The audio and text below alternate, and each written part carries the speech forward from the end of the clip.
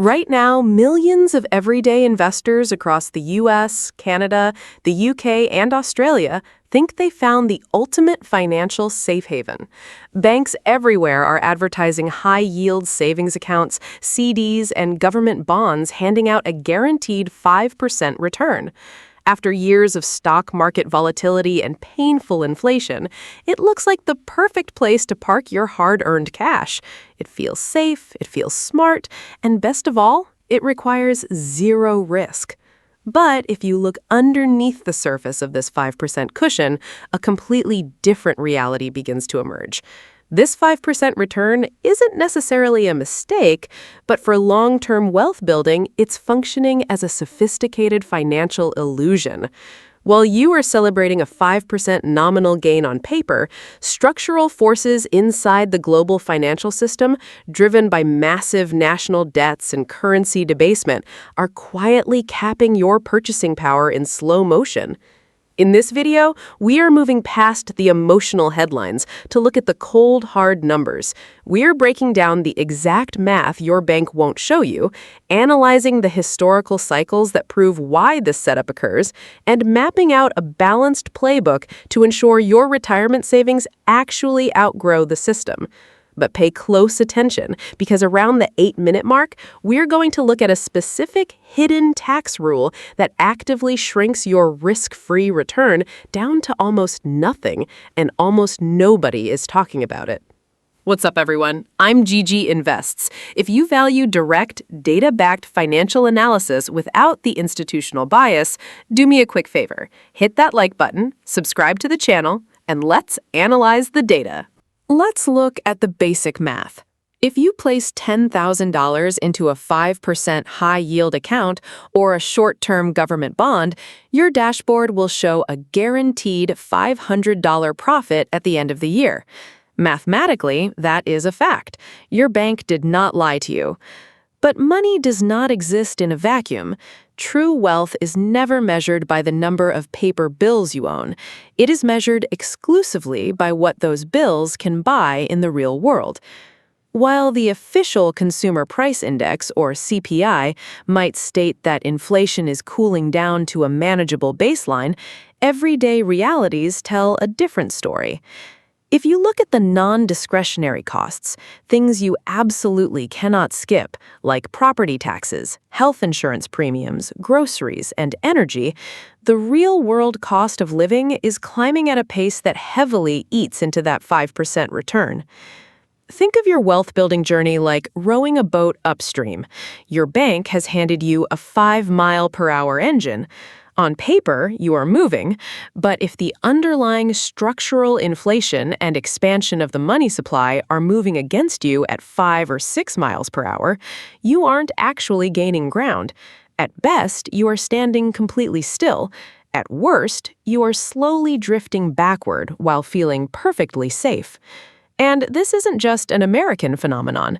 Whether you're looking at the Federal Reserve, the Bank of Canada, or the Bank of England, central banks globally have held rates higher to cool the economy. But by doing so, they've created a psychological trap where investors are choosing the comfort of cash over productive assets. But here's the missing puzzle piece. Why are governments suddenly so willing to pay you 5% to borrow your money? The answer lies in a massive debt loop that is currently breaking historical records, and what happens when this loop snaps is exactly what we're exploring next. To understand why these high-yielding safe havens exist, we have to look at the largest borrower in human history, the government. Right now, the United States national debt is expanding by billions of dollars every single day, sitting well past $39 trillion. The government is currently spending more on annual interest payments to service this debt than it does on its entire national defense budget. When a government finds itself in a structural deficit, spending significantly more than it brings in through tax revenue, it has to constantly issue new bonds to pay off older investors whose bonds are maturing. To make those new bonds attractive to the market, they have to offer higher yields, like the 5% we see today. But this creates a mathematical paradox known as a debt spiral. Higher yields mean the government's future interest payments become even more expensive, requiring them to borrow even more money just to pay the interest on what they already owe. History has shown us exactly what happens when the bond market faces this kind of pressure. The Great Bond Disaster, 1994. A sudden shift in economic data forced the Federal Reserve to raise rates much faster than Wall Street anticipated. Investors who had locked their capital into long-term fixed bonds saw their market value drop significantly in a matter of months. The regional banking crisis, 2023. Multiple banking institutions collapsed not because they bought risky assets, but because they held too many safe government bonds from the low-interest era. When yields rapidly moved up to 5%, the underlying value of their safe portfolios dropped, causing severe liquidity issues. The structural takeaway: when a sovereign nation faces an unsustainable debt load, history shows they rarely choose outright default. Instead, the more common path is to slowly inflate the currency over time, making the debt easier to repay with cheaper, less valuable units of money. This means that while your 5% return is guaranteed to be paid back to you, the purchasing power of those dollars upon return is highly likely to be compromised. But it gets worse. Remember that hidden factor I mentioned at the start of the video? The one that quietly strips away your risk-free returns before you even touch the money? Let's break down that exact math right now, because it changes the math for every single savings account holder. Here is the variable that almost every mainstream bank ad leaves in the fine print: taxes. Unlike long-term capital gains from stocks or real estate, which enjoy preferential tax rates, the interest you earn from your high-yield savings accounts and traditional CDs is taxed as ordinary income. Let's look at a realistic example. If you are a moderate earner in a standard federal tax bracket plus state or local taxes, your combined marginal tax rate could easily sit around 25 to 30%. When you earn 5% on your cash, Uncle Sam steps in and claims his percentage of that interest. Suddenly, your 5% nominal return drops to a post-tax real return of roughly 3.5 to 3.75%. Now, subtract an average core inflation rate from that number, and your actual wealth growth is frequently flat or slightly negative. Beyond your personal portfolio, this 5% baseline is creating a massive freeze across the wider economic landscape. The stock market impact.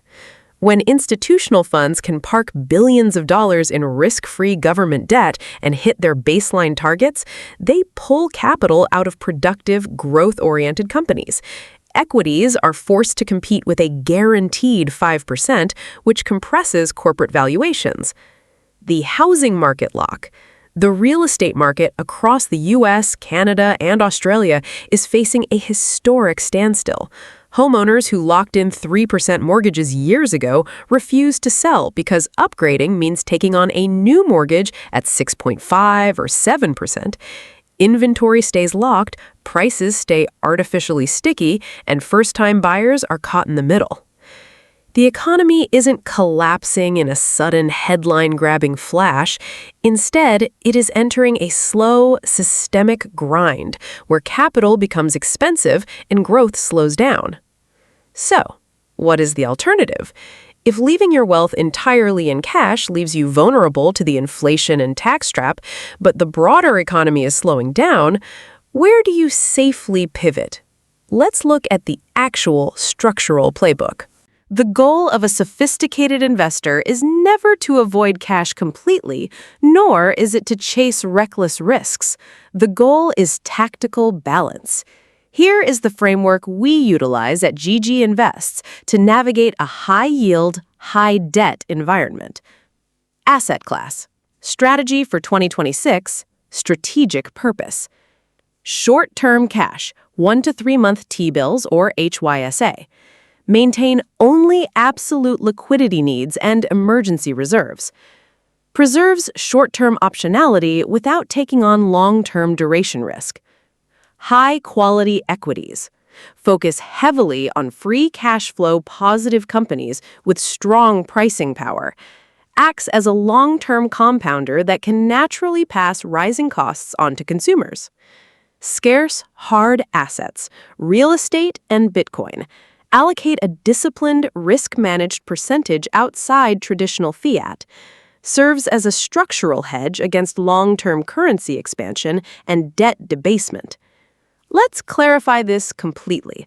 I am not suggesting you close your savings accounts tomorrow. If you are saving for a down payment on a home in the next 12 months, or if you are a retiree who requires immediate, liquid capital to cover your monthly bills, taking that 5% yield is an excellent, practical tool. It serves its purpose as a short-term safe harbor.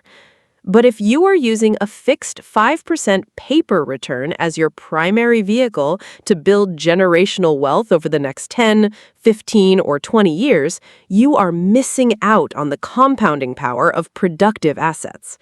Throughout history, true wealth has always belonged to those who own productive businesses, real property, and scarce assets, things that cannot be duplicated or inflated away by a government running multi-trillion-dollar deficits.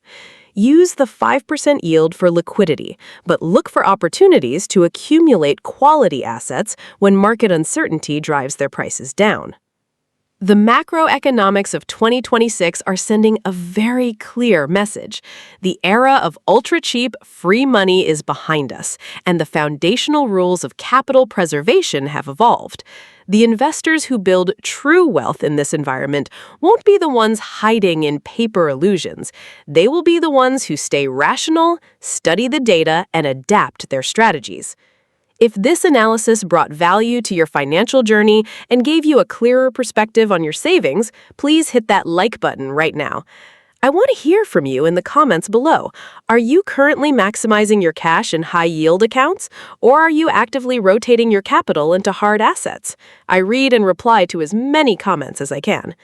Don't forget to subscribe to Gigi Invests for weekly, no-nonsense financial breakdowns.